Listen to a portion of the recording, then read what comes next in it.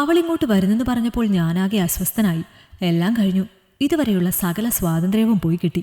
ജോലി കഴിഞ്ഞ് കൂട്ടുകാരുമൊത്തുള്ള കറക്കം ഇനി ഉണ്ടാവില്ല. വെള്ളിയാഴ്ചകളിൽ റൂമിലിരുന്നുള്ള വെള്ളമടിയും കരോക്കെ ഗാനമേളയും ഒന്നും ഇനി നടക്കില്ല. 2 വർഷം കൂടുമ്പോൾ നാട്ടിൽ ചെന്ന് 1-2 മാസം കുടുംബത്തോടൊപ്പം കഴിയാനൊക്കെ ഒരു രസമുണ്ട്. പക്ഷെ മുഴുവൻ സമയവും ഭാര്യയോടൊപ്പം ജീവിക്കാൻ ഒരിക്കലും തോന്നിയിട്ടില്ല. അതുകൊണ്ട് തന്നെയാ ഈ ദുബായിൽ അവൾ പഠിച്ച കോഴ്സുമായി ബന്ധപ്പെട്ട നിരവധി ജോലി സാധ്യതകൾ ഉണ്ടായിട്ടും പലതവണ അവൾക്കൊരു ജോബ് വിസ എടുത്തു കൊടുക്കാൻ പറഞ്ഞിട്ടും താൻ വലിയ താല്പര്യം കാണിക്കാതെ ഇരുന്നത്. സ്വാതന്ത്ര്യക്കുറവ് തന്നെയാണ് പ്രധാന കാരണം. തനിക്കൊരു കോള് വന്നാൽ അതാരാണെന്ന് ബോധിപ്പിക്കണം. ഒന്ന് പുറത്തേക്കിറങ്ങിയാൽ എവിടെ, എന്തിനു പോകുന്നു, എപ്പോൾ തിരിച്ചു വരും, ഇങ്ങനെ 100 ചോദ്യങ്ങൾ. പലപ്പോഴും അസഹനീയമായി തോന്നിയെങ്കിലും എല്ലാത്തിനും സംയമനത്തോടെ ഉത്തരം പറഞ്ഞു. അതുകൊണ്ടാവാം ഞങ്ങളൊരു കലഹത്തിലേക്ക് പോകാതിരുന്നതും വേർപിരിയാതിരുന്നതും. ഒരുപക്ഷെ ഭാവിയിൽ ഇത്തരം സന്ദർഭങ്ങളിൽ ഞാൻ അക്ഷമനായി പോയാൽ ഞങ്ങളുടെ ഇടയിൽ വിള്ളലുകൾ ഉണ്ടായേക്കാം എന്ന മുൻധാരണയിലാണ് അകന്നു നിൽക്കുന്നതാണ് ബുദ്ധി എന്ന് കരുതി അന്ന് ഞാൻ ദുബായിലേക്ക് പറന്നത്. 4-5 വർഷങ്ങളായി ഞങ്ങളുടെ ദാമ്പത്യം സുഗമമായി മുന്നോട്ട് പോകുന്നുണ്ട്. പക്ഷെ കുറച്ചു മുൻപേ അവൾ വിളിച്ചിട്ട് പറയാ, 3 മാസത്തെ വിസിറ്റിംഗ് വിസയിൽ അവൾ ഇങ്ങോട്ട് വരുവാണ്.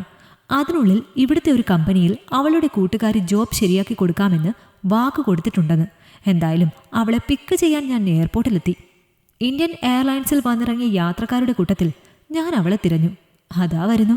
എന്നെ ദൂരെ നിന്നേ കണ്ട കക്ഷി മുഖം നിറയെ ചിരിയുമായി എൻ്റെ അടുത്തേക്ക് പാഞ്ഞു വരുന്നു. എന്താടോ എന്നെ കണ്ടിട്ട് ഒരു സന്തോഷമില്ലാത്തത്? ഞാൻ വന്നത് ഇഷ്ടമായില്ലേ?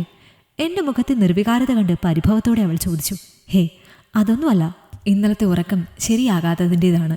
ഞാൻ അവളോടൊരു കളവ് പറഞ്ഞിട്ട് ലഗേജും എടുത്ത് അവളെയും കൊണ്ട് കാറിലേക്ക് കയറി. കൊള്ളാമല്ലടോ, തൻ്റെ കിളിക്കൂടി ചെറുതാണെങ്കിലും മനോഹരമായിട്ടുണ്ട്. വില്ലയിലെത്തിയപ്പോൾ അവൾ സന്തോഷത്തോടെ പറഞ്ഞു.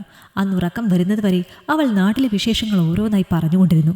അതിനിടയിൽ എനിക്കായി കൊണ്ടുവന്ന കടുമാങ്ങ അച്ചാറും നൂൽ പൊറോട്ടയും ബീഫ് പൊരിച്ചതും ടേബിളിൽ നിരത്തിവെച്ചു.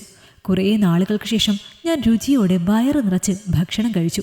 ഞാൻ എഴുന്നേറ്റ് കൈ കഴുകുമ്പോഴേക്കും എച്ചിൽ പാത്രങ്ങളുമായി അവൾ അടുക്കളയിലേക്ക് പോയി. പിറ്റേന്ന് അവളെ തട്ടി വിളിക്കുമ്പോഴാണ് ഞാൻ ഉണരുന്നത്. അവൾ നേരത്തെ എഴുന്നേറ്റ് ബ്രേക്ക്ഫാസ്റ്റൊക്കെ തയ്യാറാക്കി വെച്ചിരുന്നു. അതുകൊണ്ട് കൃത്യസമയത്ത് എനിക്ക് ഓഫീസിൽ പോകാൻ പറ്റി. മാത്രമല്ല, ഇനി കടയിൽ നിന്ന് കഴിക്കേണ്ടെന്ന് പറഞ്ഞ് ഉച്ചക്കത്തേക്കുള്ള ലഞ്ച് ബോക്സ് കൂടി കയ്യിൽ തന്നുവിട്ടു.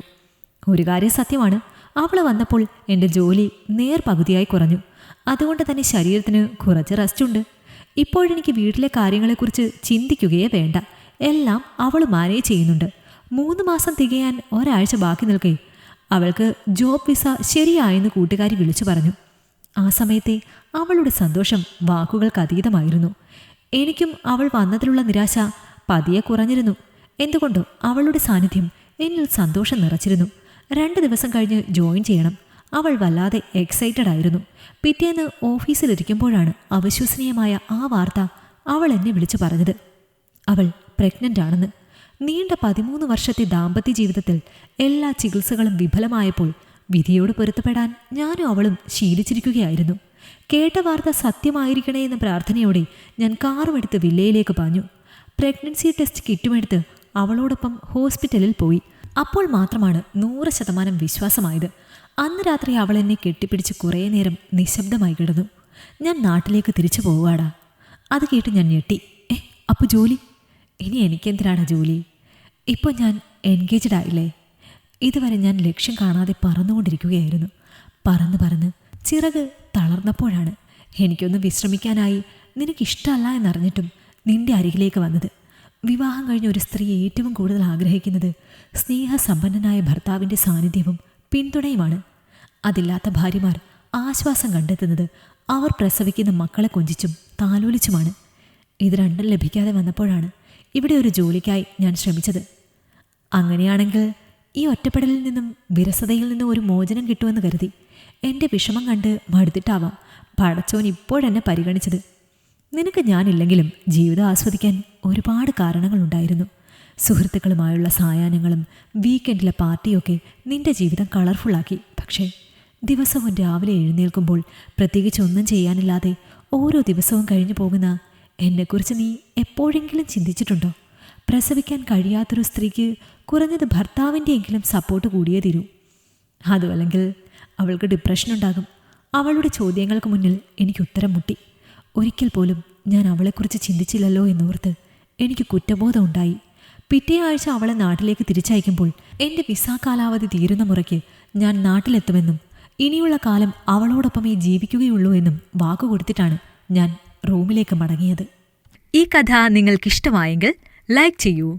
നിങ്ങളുടെ അഭിപ്രായങ്ങൾ കമന്റായി രേഖപ്പെടുത്തൂ. കൂടുതൽ കഥകൾ കേൾക്കാൻ ഈ ചാനൽ സബ്സ്ക്രൈബ് ചെയ്യൂ.